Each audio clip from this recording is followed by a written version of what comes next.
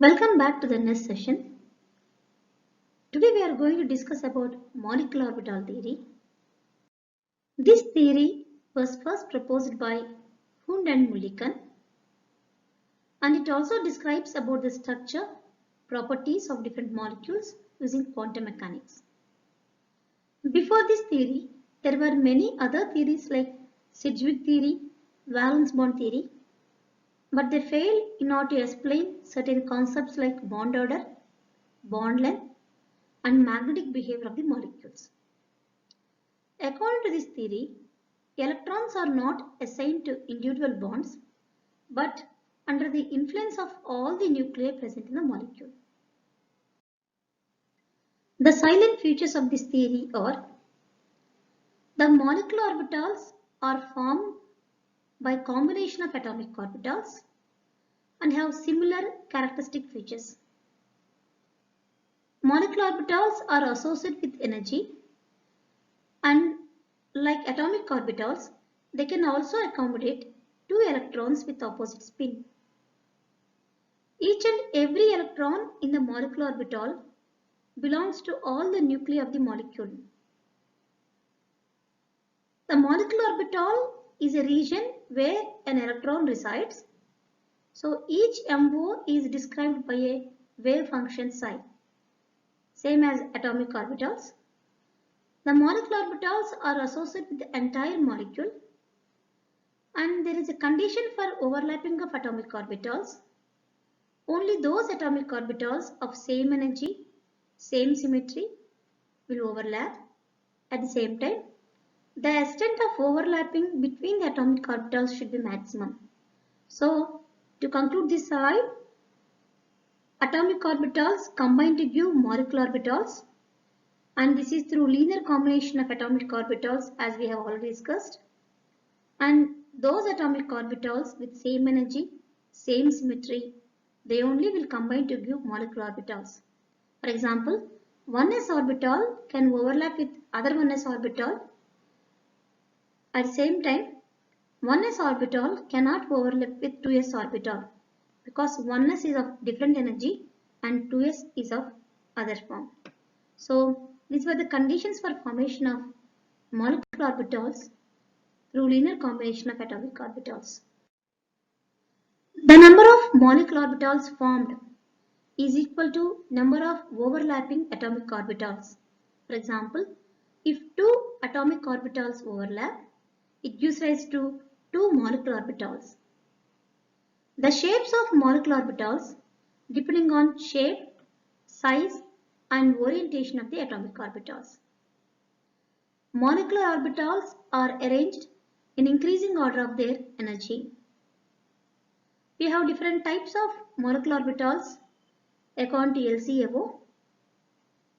Linear combination of atomic orbitals takes place by addition or subtraction of wave functions.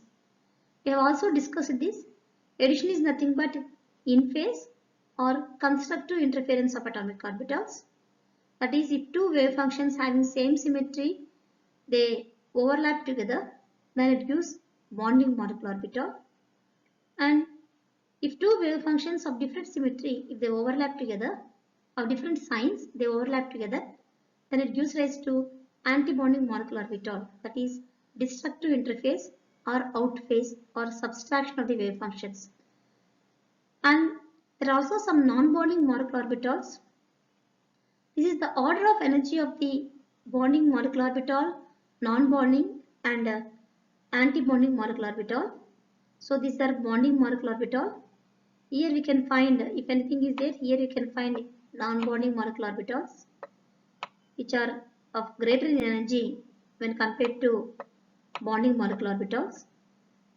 Together, anti-bonding molecular orbitals are having higher energy, which are represented by an asterisk symbol. So we will go through the characteristic features of bonding molecular orbitals. As we all know, these are formed by the addition of the wave functions. That is, if psi a is a wave function of orbital and psi b is a wave function of orbital atom b, then psi a plus psi b gives rise to addition. That is, formation of bonding molecular orbital, which is represented by sigma, phi and delta. And these bonding molecular orbitals possess high electron density between the nuclei and thus imparts stability to the molecule. So this is bonding molecular orbital which is decreasing in energy, and this imparts each and every electron, helps in bringing stability to the molecule. Next one is antibonding molecular orbitals, which are being represented as sigma star, pi star and delta star. These are formed by the subtraction of wave functions, that is psi a minus psi b, and it is also known as destructive interface. Each and every electron leads to repulsions from the nuclei, and so antibonding molecular orbitals, they possess less electron density between the nuclei and thus imparts instability to the molecule. The probability of finding electron in bonding molecular orbital is greater when compared to the antibonding molecular orbital. Probabilities are nothing but psi square. Now let us come to shapes of the molecular orbitals. When two atomic orbitals combine, they form molecular orbitals which may be sigma or phi or delta. Sigma molecular orbitals are formed by overlapping of two atomic orbitals along internuclear axis. That is, if S and S they overlap, then they give rise to sigma molecular orbitals, both sigma and sigma star. Pi molecular orbitals are formed by sidewise overlap.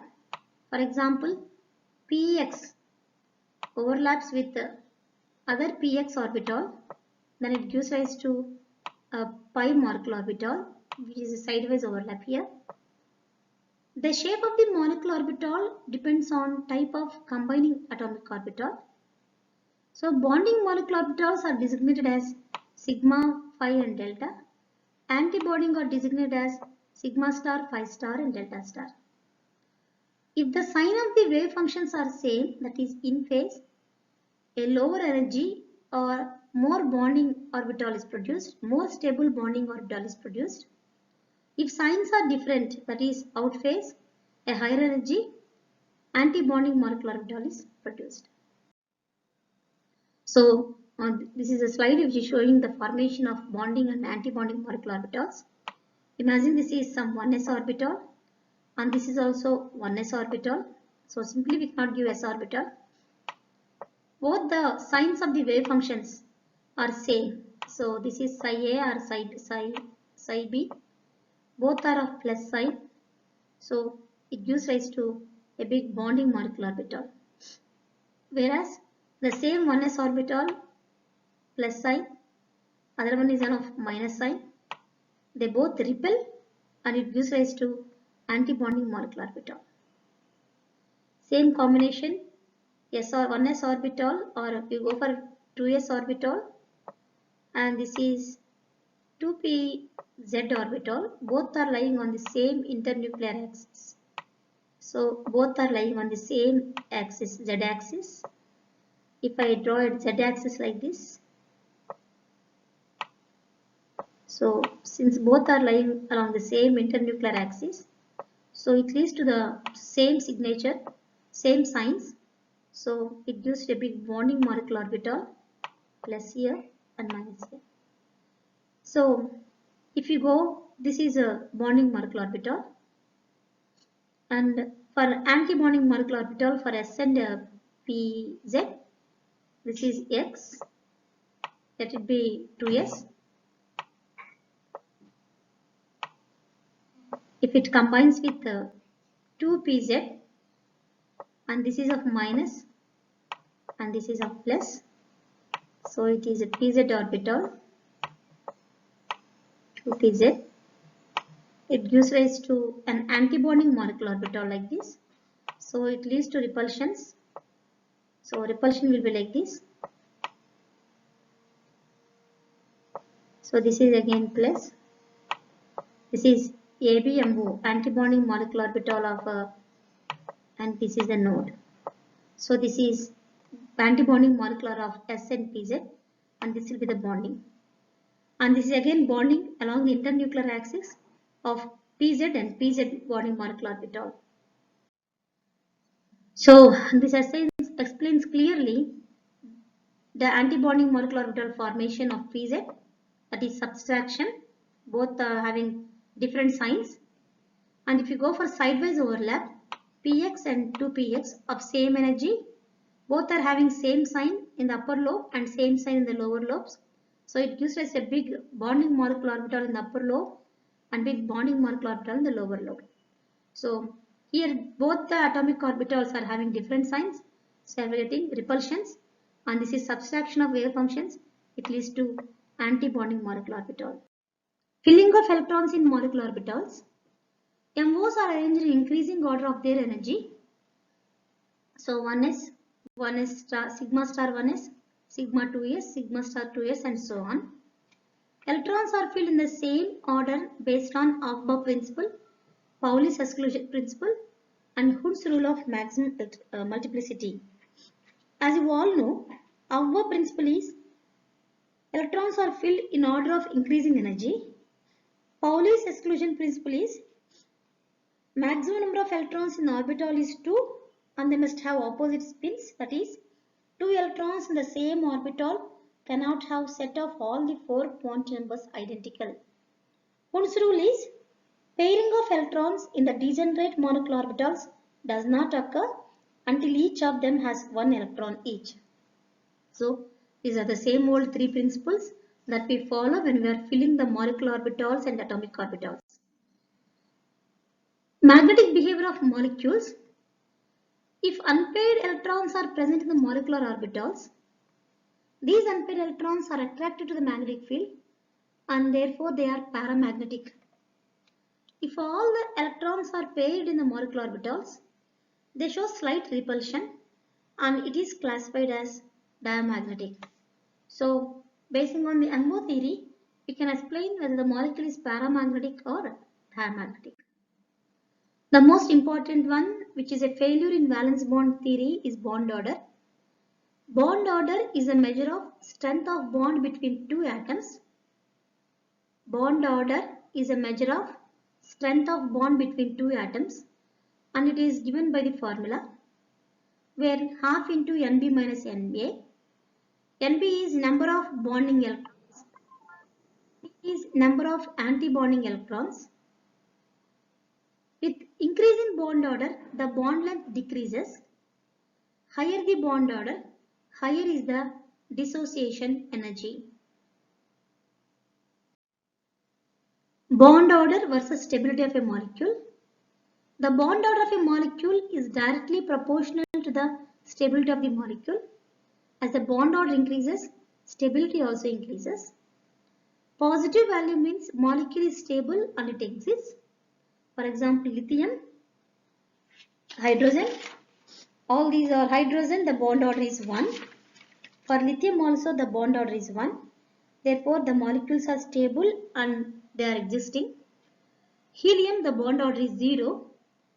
In helium, two electrons in bonding molecular orbital and 2 electrons in anti-bonding.